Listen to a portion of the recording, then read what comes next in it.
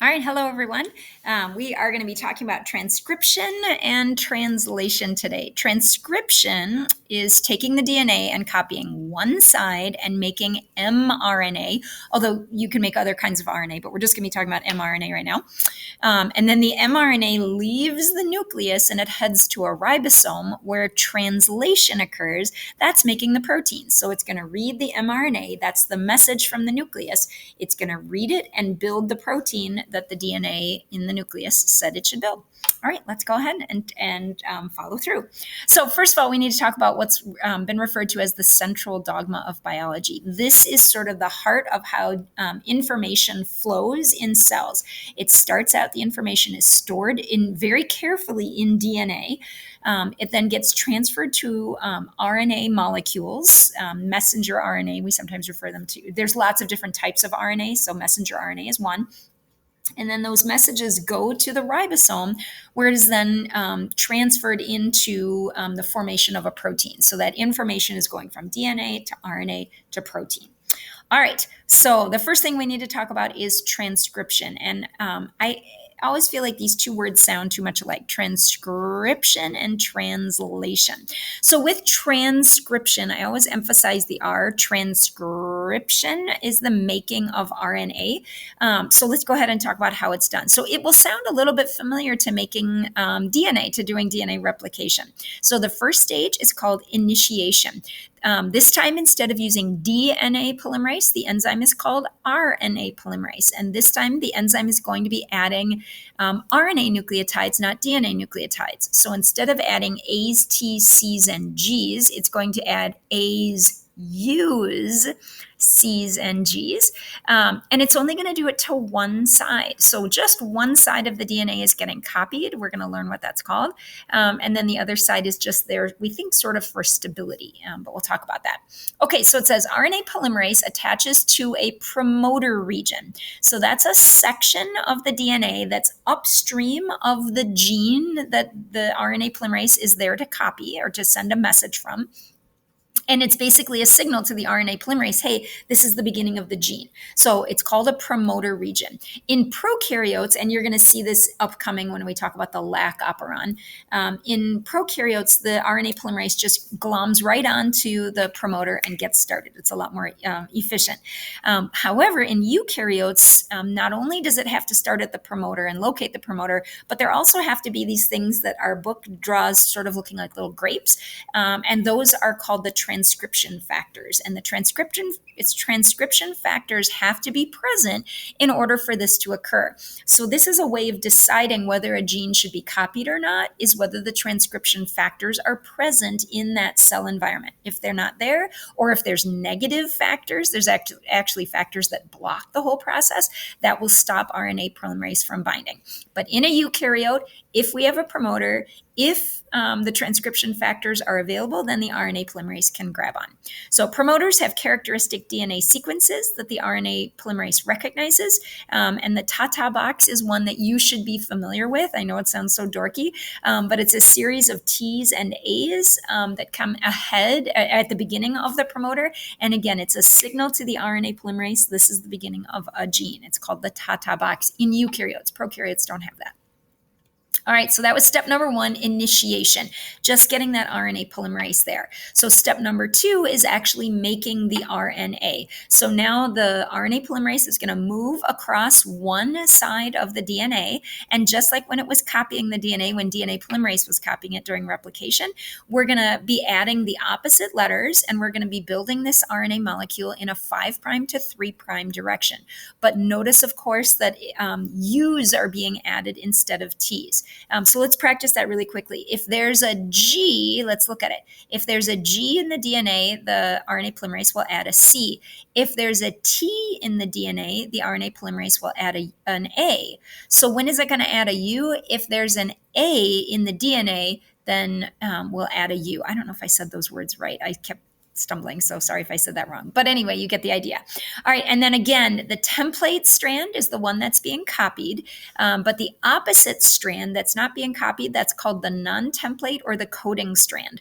I always understood non-template, that made sense to me, but coding feels like that would be the template, and so it's not. It's the one that's not being used, just an FYI. All right, and so continuing with elongation, RNA production occurs in this 5' to 3'. Only one strand is being copied, and then the RNA nucleotides A, U, C, and G are being added by the RNA polymerase. All right, and now the last stage of it, finishing up, it's called termination. And this differs between prokaryotes and eukaryotes, and it's kind of complicated, so we're just going to give you a rough idea.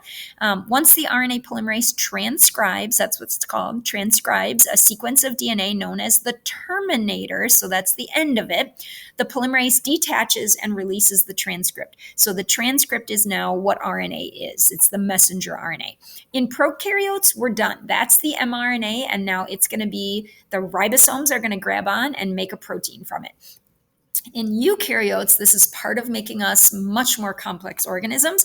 The transcript is called pre-mRNA. So where it says completed RNA transcript, in eukaryotes, it's not exactly completed. It's pre-mRNA, and it needs to be edited, and that's what we're going to talk about here. So the processing, and this only happens in eukaryotes. Prokaryotes, they're done. Eukaryotes, we make everything way more difficult. So two things happen right away to the pre-mRNA. First of all, we add a cap on one end, and we add a tail on the other end. The cap on the one end is sometimes called the G cap or the 5' cap, and that's added to one end of the pre-mRNA, and then a tail of several hundred adenines, A's, is put on the 3' end. Why? Two main reasons. The cap and the tail help the mRNA get out of the nucleus, so they need to escape to go to the ribosomes. Remember, that doesn't need to happen in a prokaryote, so that's not relevant. But it also slows down. We're going to learn later that there's machinery that has to eat old mRNAs if we don't want that protein being made anymore. So there's little Pac-Mans, we'll learn what they are, that come by and eat them. And if they have this long poly A tail, any Pac-Mans that grab on, it slows down the degradation so that the mRNA doesn't get ruined right away. We'll learn more about that as we go. Okay, so the mRNA splicing, the mRNA processing, we're nowhere near done. We added a cap to the front end, we added a tail to the back end, and now we've got to cut it into pieces and rearrange it and glue it all back together again. Yay! It's called exon splicing or alternative splicing. Eukaryotic genes contain stretches of non-coding DNA that are called introns. This is so weird, but it's really cool. Interspersed between coding DNA. So this is my gene for eye color. I don't know, whatever, just a gene for eye color. But it's not 100% DNA for coding for the protein that made my eyes green. There's like sections in it that code for nothing. And then there's sections that code for something. And they have to be, the sections that code for nothing, they have to be pulled out. They have to be thrown away. So it says introns are removed, and then the exons, they're spliced back together again. So there's an enzyme called a spliceosome. We'll see that a little bit later again, that its job is to just pull out the introns and put the exons back together again.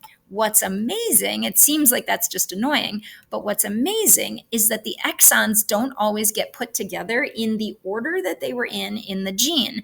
They can be rearranged, and when they're rearranged, it creates different proteins. So we have, I've heard estimates, and don't quote me on these numbers, but I've heard estimates that we have between 20 and 25,000 genes. And that was way fewer genes than scientists thought we would have. Well, part of the reason that number is so low is that we are alternatively splicing lots of those genes to create more than one protein. So if we put those exons together in different orders, we produce different proteins, and that increases the number of total different proteins our bodies can produce. So it says eukaryotes can then splice together the exons in different orders to create multiple functional proteins. All right. Little background information. We've made our mRNA, we've processed it, it's leaving the nucleus, and now it's going to be read by a ribosome in a process that's called translation. However, you need to know a little bit of background information about the ribosomes and some other things that are going on here before we can talk about translation. So first of all, ribosomes are the site of protein synthesis. This is where we're going to build our protein. They are composed of two subunits. There's a small subunit at the bottom and a large subunit up at the top. And it has three sites, the E, P, and the A sites. The A site is where the amino acids are going to be entering with their tRNAs. That'll make sense in a minute. The P site is where the growing polypeptide is kept. Again, you'll see that in a moment. And then the E site is where the empty tRNA molecules leave. So they're going to head out. So they're coming in on this diagram. They're coming in from the right and they're leaving on the left. All right, another thing we need to be aware of, there are several different types of RNA in our cells, and one we have not spoken about yet is tRNA. It stands for transfer RNA, and that's because it is transferring amino acids to the ribosome. I often refer to them as trucks because it starts with the same two letters. tRNA and trucks start with the same letter. What do trucks do when we're trying to, at a construction site, let's say we're going to build a building? Trucks carry in the building supplies so we can build the building. In this case, the tRNAs are bringing in the amino acids so we can build a protein. Okay, so they look at the structure. They're drawn in numerous different ways. So you've got the one drawing there, then a three-dimensional structure to the right, and then a symbol that they use in our paper textbook. But what's important in all three of them is at the bottom, they have something that's called an anticodon. So sometimes I spit the T, anticodon, to remind you that that's on the trucks. It's like the sign on a truck that's delivering carpeting. It's going to say carpeting. It's not going to say, plumbing supplies or something like that. It's going to have a sign that tells you what that truck is carrying. Same thing here. The anticodon is telling you what amino acid that truck is carrying.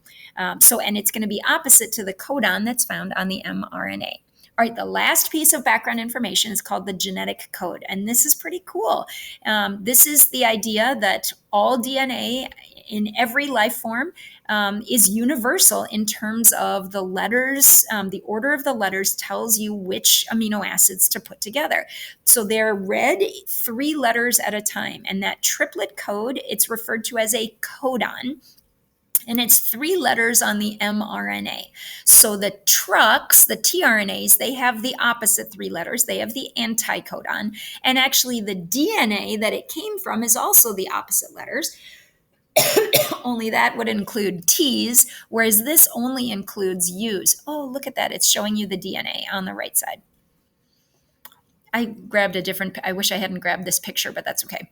All right, so the triplet code is the mRNA. It's read in units of 3 bases. There are 64 possible codons because there are 4 different letters and there's 3 different locations that they can be on. There's 64 possible combinations. So you could have AAA, AAU, AAC, then you could, and AAG, then you could have AUA, AA, whatever. There's 64 possible combinations, but there's only 20 amino acids. So there are several combinations for each amino acid. That's not entirely true. There's a few that just have one, but whatever. So more than one codon can code for one amino acid.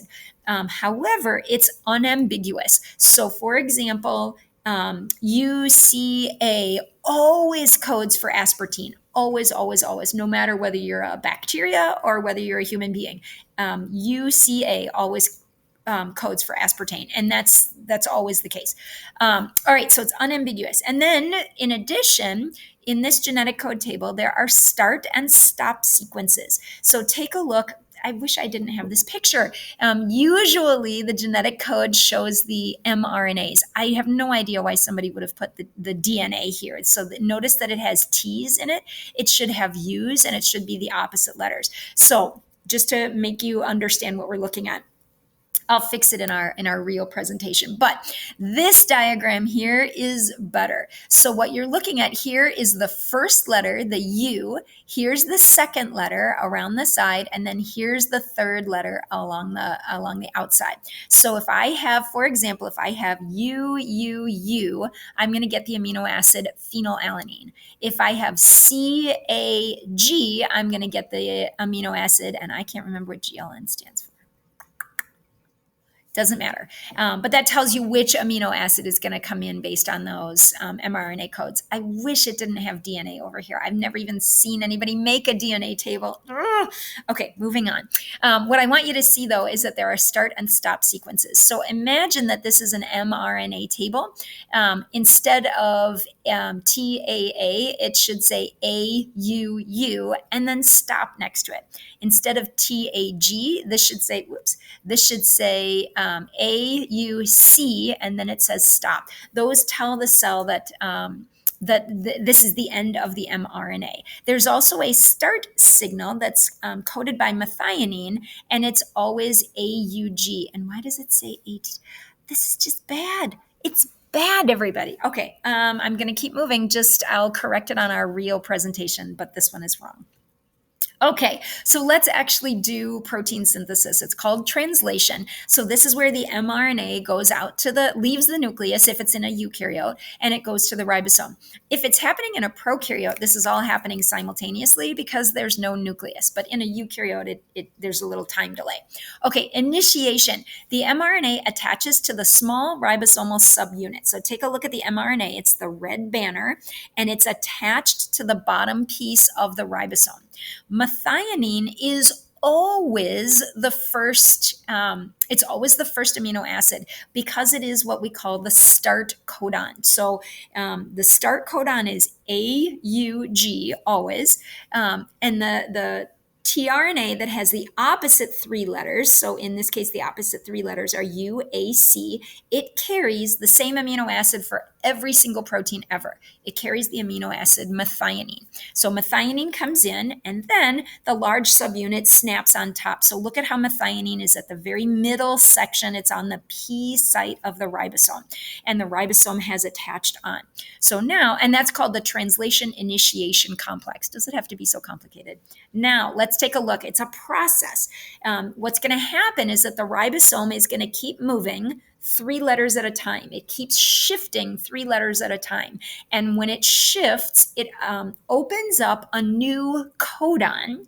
And then the next tRNA with the opposite 3 letters brings its next building supply.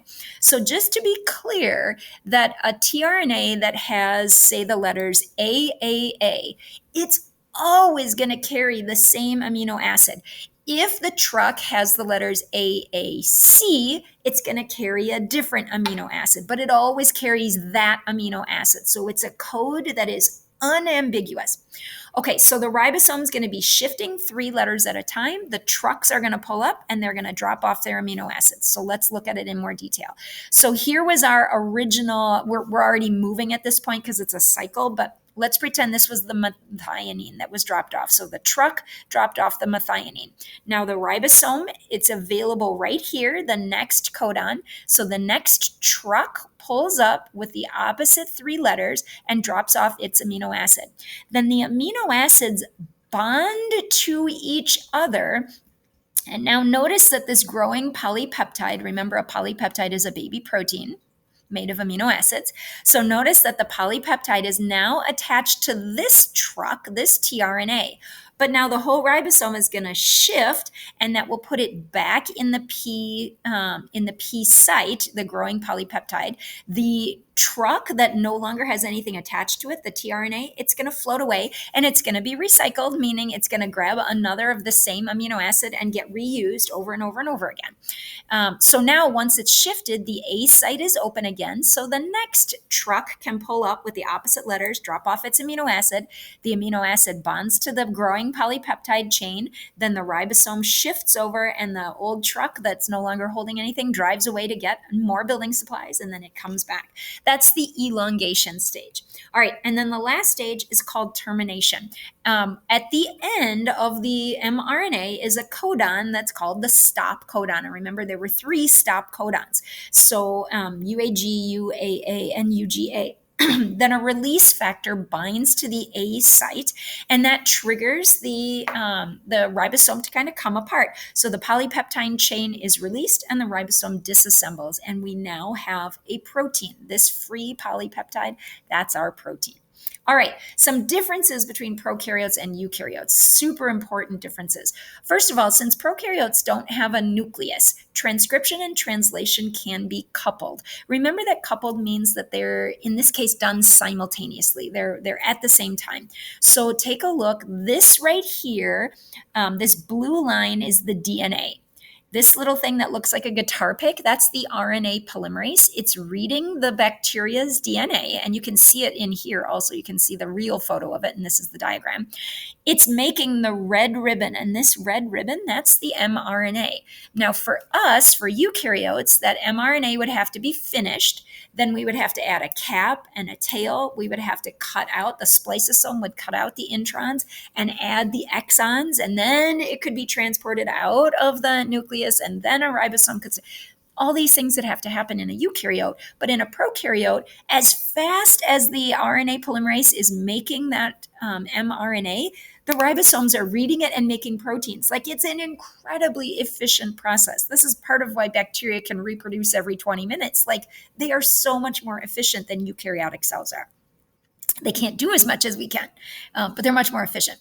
All right, so polyribosomes, many ribosomes. The idea that simultaneous translation of a transcript, even while that transcript is still being made. So the RNA polymerase is still making the RNA. It hasn't finished making it, but the ribosomes have already glommed on and they're building the protein. That's only in a prokaryote. That does not happen in a eukaryote.